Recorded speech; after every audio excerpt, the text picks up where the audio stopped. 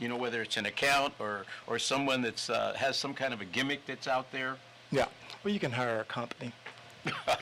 Just kidding, just kidding. No, what you can do is there are a number of websites that are available that provide information on cybercrime trends. One great website is run by the FBI, and it's the Internet Fraud Complaint Center, ifcc.gov, and there's just a variety of cybercrime tips, cybercrime prevention tips on the FBI's website. There's also most law enforcement agencies have high-tech task forces, or they're involved in high-tech task forces, and these task forces provide information to the public on cybersecurity, computer security, cybercrime, trends, what's happening out there, and also preventative methods to assist.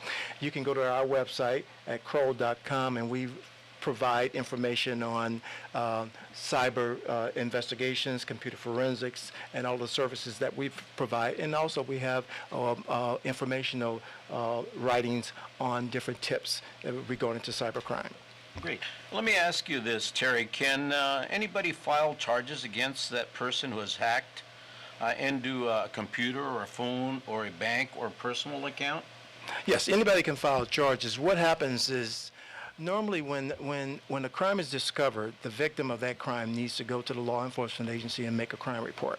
And from there, it's probably going to be taken by a desk officer or something like that, unless it's a serious, significant crime that's in progress, and then you may get a task force or some detectives to come out and respond immediately. And then once that crime is reported, it depends on the jurisdiction where the crime occurred. If the suspect is out of this country, that presents a problem, because if it's with a country that we have no treaty with, that presents a problem. Right. If the suspects are deemed to be in the United States, then it's a little easier to investigate those crimes. And let me just say this, some of these suspects are easier to catch because they become complacent. So you can conduct your investigation, and then one IP address leads to another, to like an email account or to a registered domain. And if the suspects made some mistakes, then you can identify the persons responsible. But it's not that simple. And sometimes it's very difficult to catch these individuals. Yeah. I probably should have asked this question earlier as well. That goes along with the question I just asked. What should someone do if they're hacked? I mean, we talked about can you file crimes against, but what should someone do if you feel that they've been hacked? Well, it depends on the type of hacking. So, for example, if it's an individual and personal information, well, if your personal identity has been compromised, you need to make a police report for identity theft. Right. Because once someone compromises your identity and they start using your identity, stand by. Right. Because you're going to find, you may have traffic warrants in your name, you may have credit cards that you didn't know anything about, you have bill collectors coming after you, and most collectors don't want to hear that my identity was compromised. But that if you make a crime report and report the fact that your identity was compromised, it makes it easier for you to get assistance in removing all of those negative entries from your credit report, to stop the bill collectors from coming after you for persons other than yourself. Yeah, I knew a lady I worked with who had homes, cars, and everything else bought, and it took her 10 years to prove that she wasn't that person. Yeah. They used her. Yeah, and years ago it was really difficult. It was devastating for the victim of identity theft. It's a little better than it was before. Yeah. Her purse was actually stolen from the clinic we worked. Right.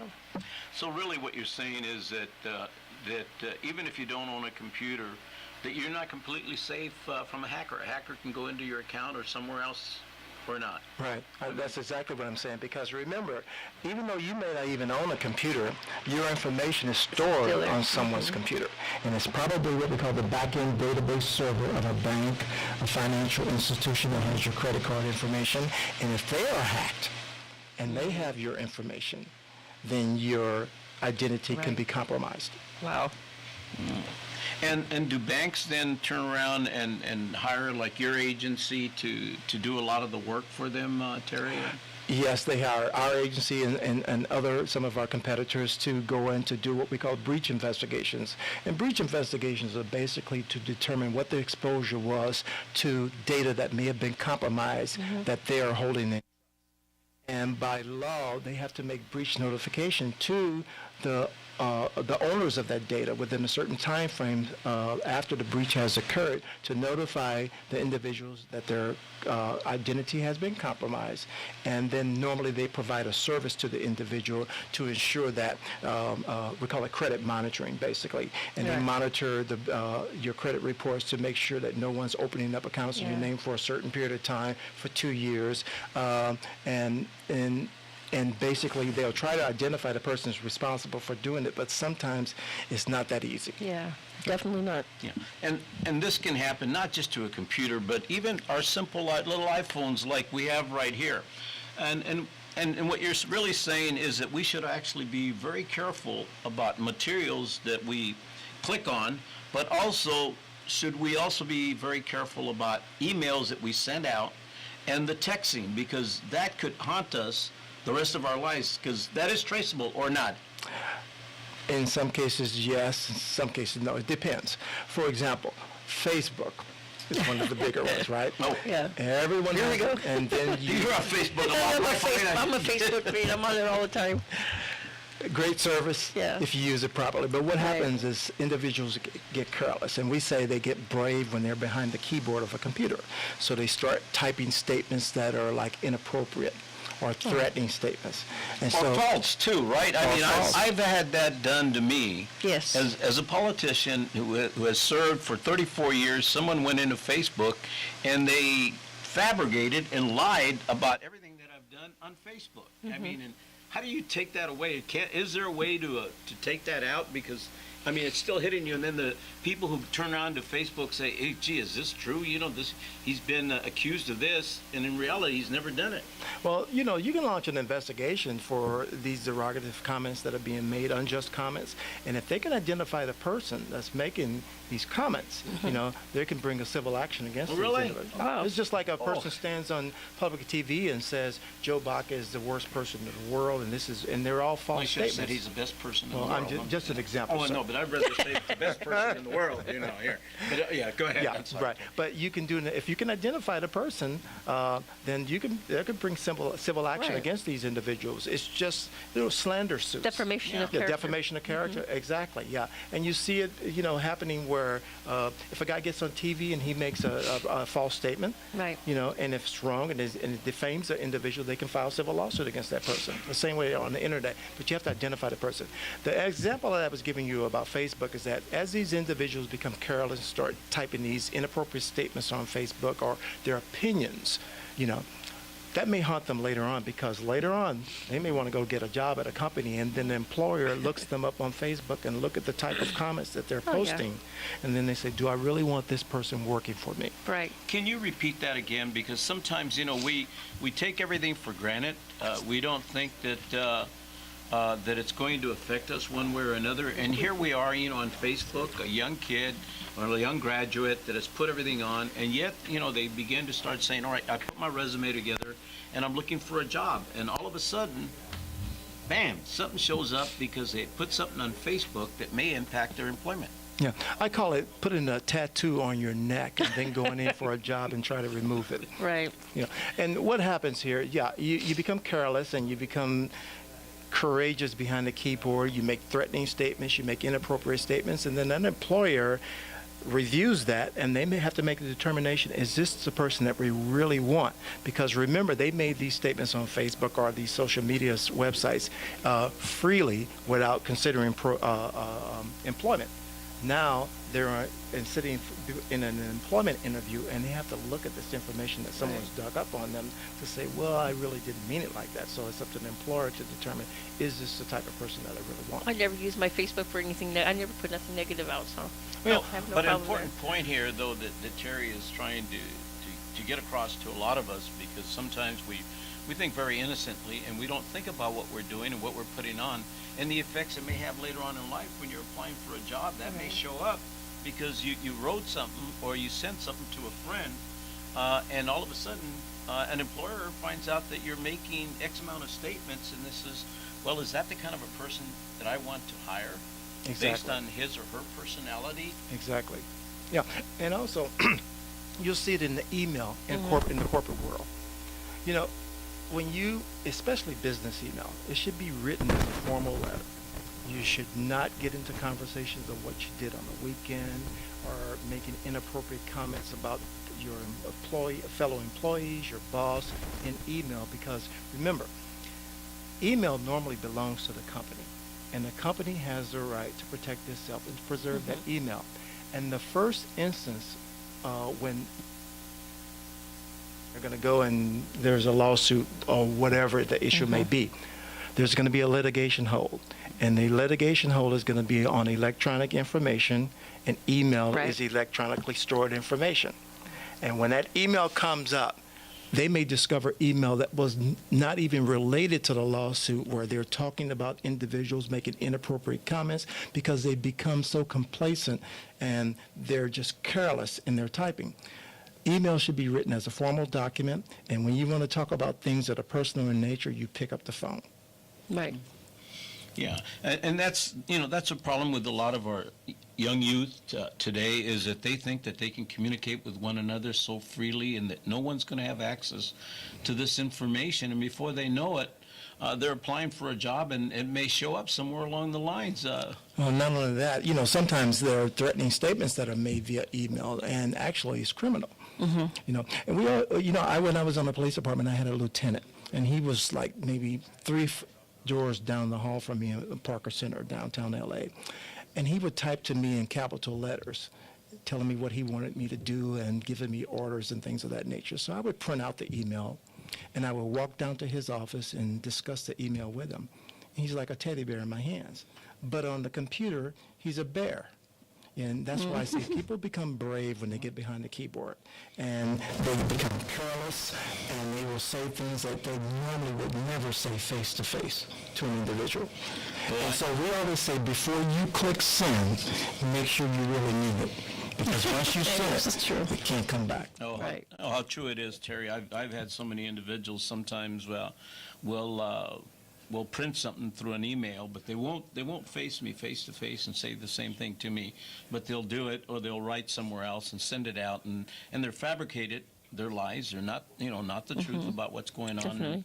And what we've done, and which is a shame, because one of the things that we've got to do is to make sure that more of our youth, and a lot of our adults, get better educated about the materials and what they're getting and the usage of it, not just for the sake of education, but to protect themselves. Yes. And that's why, Terry, the subject that we have today, about, cyber crime investigation and the hacking becomes very important as to It what does. goes on. And for a lot of us, that we're just becoming now more, technology aware or educated and using the system, and as we do, we become a little bit more daring, but at the same time we should know the do's and don'ts of it. And can you tell us a little bit more of the do's and don'ts of what we should do and shouldn't do?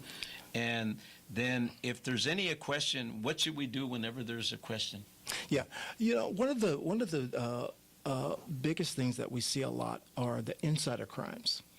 And these are individuals who are within the company. So they have the keys to the kingdom. They can access the data. Right. They're in charge of accessing the data. But for whatever reason, because they become disgruntled, or they work for a competitor, or they're starting their own company, they either destroy data or they steal data. And a lot of them, when you talk to them and you question them, they don't think it's a big deal to delete a file, to destroy a file. So the example is this. I work for Walmart, and I want to quit Walmart. So I go into the Human Resources office, and I take the file cabinets, and I start tearing up papers and burning them. Destruction of data, right? Destruction of information. I work for Walmart. I go into the computer. I delete all the files on the computer. Destruction of data. Right. It's criminal. Destruction of data. And it could be a felony. But a lot of young people don't take it as serious. They become emotional. They don't think. And they either destroy data or they copy files to their thumb drives or their hard drives that they want Right. to take and go to a competitor so they can have an advantage. It's the theft of data. It's a felony. Right. And a lot of people just don't realize that. And what happens in the field that I'm in right now, these crimes could go to a prosecutor. But normally our clients do not want to involve the law enforcement agencies. They want to go after a civil suit against the individual who stole the data and possibly the competitive company that induced the individuals to come over if Wow. they're using that data. But it could be prosecuted because it's a felony. It's the theft of data. Right. You know, theft of trade secrets, proprietary information, those type of investigations. So when you work for a company, and most of the time you sign a computer usage agreement and you sign this non-compete agreement that, you know, everything is proprietary information belonging to the We'll company. continue this very interesting conversation. Continue where you left off. Well, can I just interrupt you first? I want to thank, Danny Alcarez again, production, and KCAA, 10:50 a.m. for having this hour that we have to really inform the community about what's going on. And, as I stated before, we have Terry Willis, an investigator and someone who has worked with the Los Angeles Police Department for 21 years, and then with a new company as an investigator with Kroll. And, the questions that we're asking is a lot about what's going on in today's society with cybercrime and hackers. And in this area, Terry, we have a lot of small businesses in this area, and they're the hub and the growth of the Inland Empire. And small businesses are increasingly a target for hackers. Can you tell us why they're a target for hackers, and what kind of companies normally, or small businesses, do they usually go after? Right. Well, small businesses normally don't have the infrastructure as a larger corporation, where they have a network security department and an IT department and a audit department, as opposed to a small business that just may have an IT department or a small three-man IT team that's performing security, and they're also doing audits and compliance. So what happens is that they don't normally have the resources that the larger companies have. They may not have, not all small companies, but they may not have the most up-to-date, hardening of their targets as opposed to... What do you consider a small company? Or a small business? Well, just small businesses, what? Mom and pop store? 50, no, not 10, mom and pop 15. store, like 50 employees, 100 employees. Those are smaller businesses, with smaller computer networks. So if you take a larger corporation like some of the larger banks and some of the larger credit card companies, they make an assertive effort to secure and harden their networks because they know the consequences of being breached and what's going to be the problems associated with that breach, and it's the financial ramifications of that breach. The smaller companies normally don't have the resources or they don't take it as serious because it hasn't happened to them. I'll give you a perfect example. You take a smaller company, normally they don't have the type of financial audits that a larger company would have. Normally the bookkeeper is the accountant and performs double duties. But in a larger corporation, you won't have the accountant and the bookkeeper and accounts payable and accounts receivable all in the same department because they're checks and balances.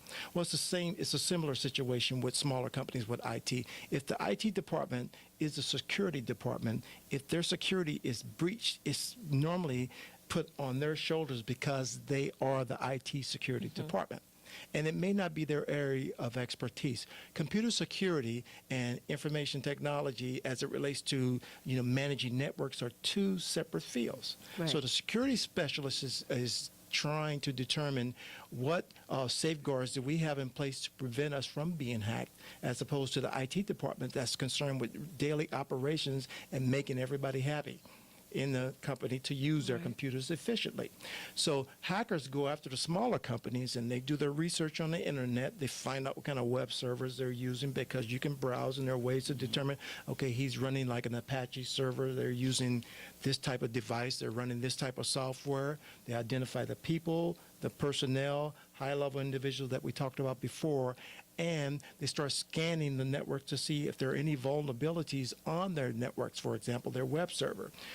If they're small companies conducting business and they're using the web as an interface to conduct that business, let's say for credit card sales of their products, if the database is not stored properly, or should I say configured properly, a hacker could induce information into the database that gives the database instructions to send me all the information in the database, as opposed to placing his name, address, credit card number to input information. And we call it SQL injections, basically. And SQL is a structured query language. It's basically a method database system that a lot of companies use. And what happens is, if it's not configured properly, you can give it instructions to send you information, as opposed to you sending information I to think that this database. is great for small companies that have 50 or 100 or more, but there's a lot of employers that small businesses that have 3 to 5 to 2 people that are employed with them that do businesses through the website, and they're making millions and millions of dollars, but yet they should be informed of how someone may be hacking part of their clients. And it seems like we should be providing training, or they should have some kind of training when they open a small business, and they're doing it on the internet, and they're doing it on their computer, because otherwise someone could also hack their clients. Is that correct? That's correct. But I heard one of your advertisements before we came on. It was a hosting company, I believe it was, a web hosting company in the San Bernardino area.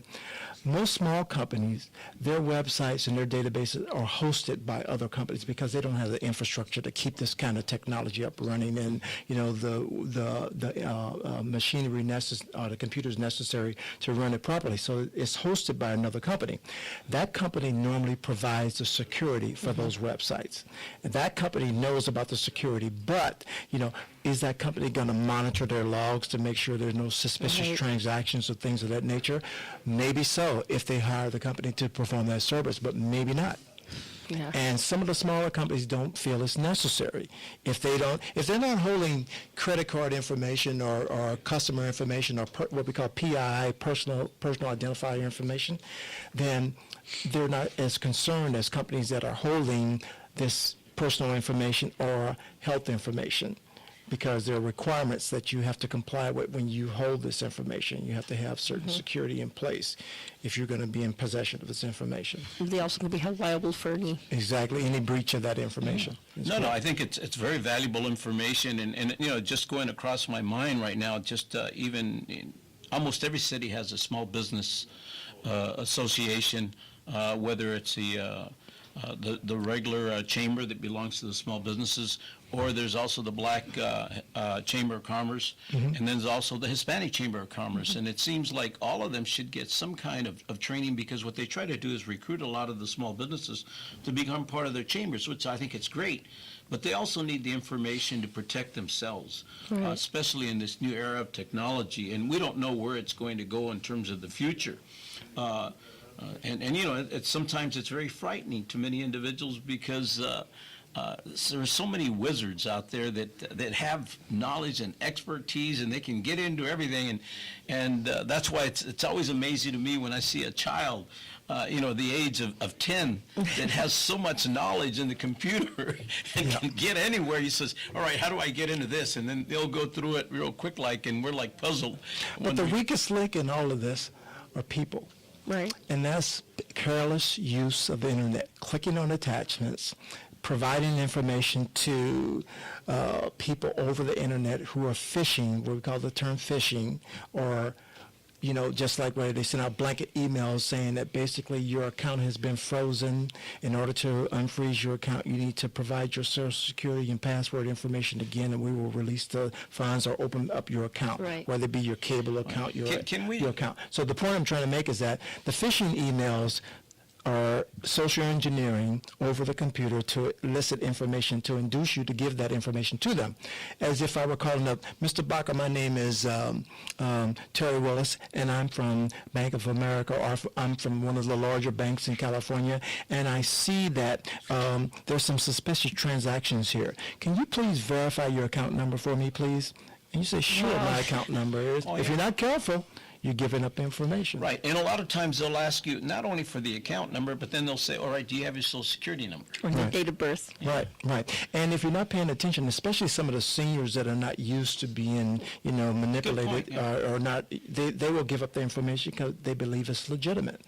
And once they get that information, account information, social security number, date of birth, they can go open up accounts in your name, or they can go into those accounts and take your money from those accounts.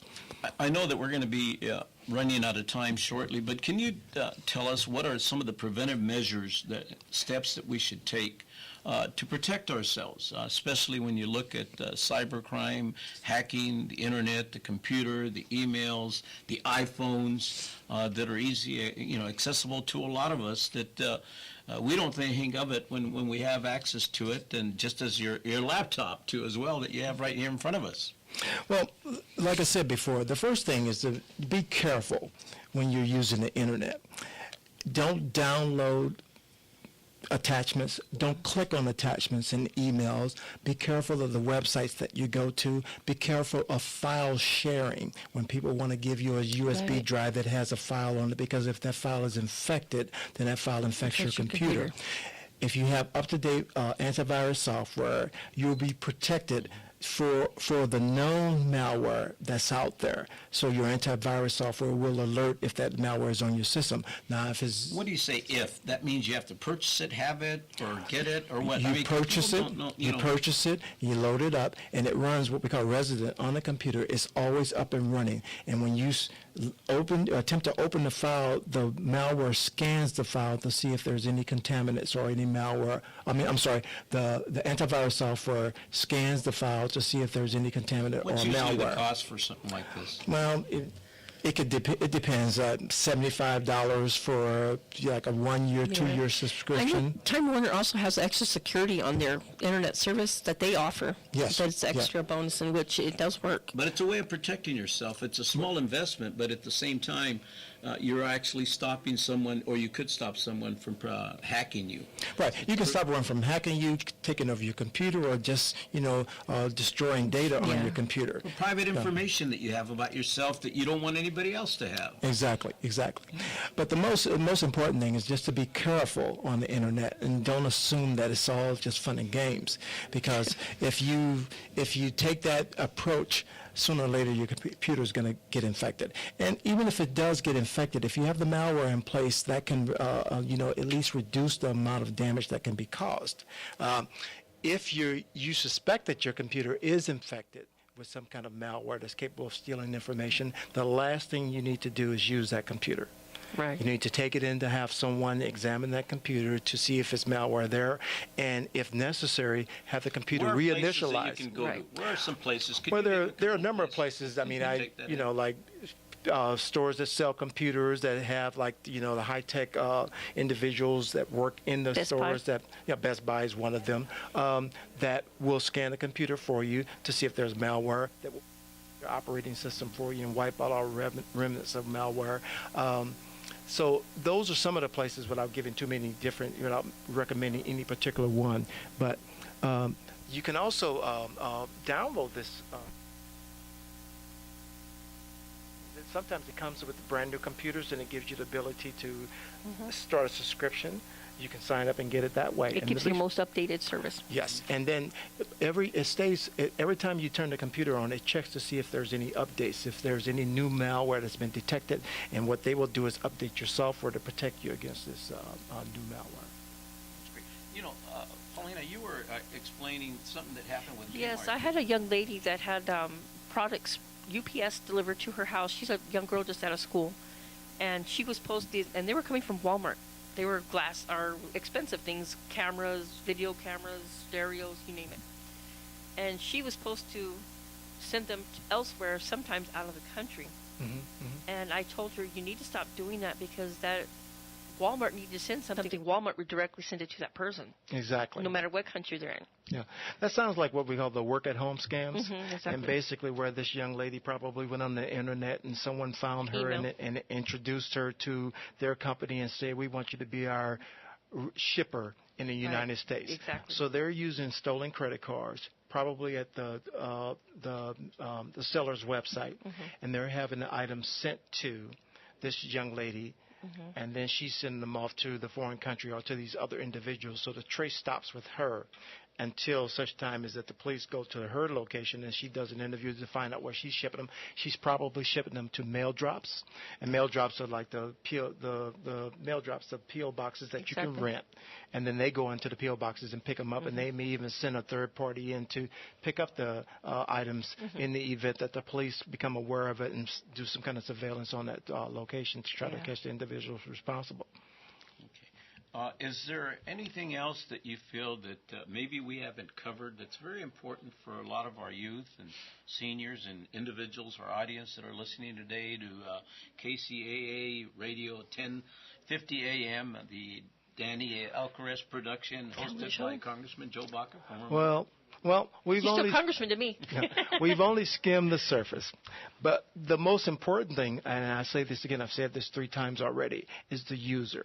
You have to be careful of your actions on the internet. And as far as the youth are concerned, be kind to each other on the internet. I know. Sometimes it's like, whoa. Yeah. Sometimes you see the things that are going back and forth. Their You all know. irritability on there. And some of them end up in Trouble. criminal involved in criminal investigations. No. I mean, it's serious because when you said be kind to one another, and that what you're really saying here, Terry, is that don't put anything that you wouldn't want to receive Yourself.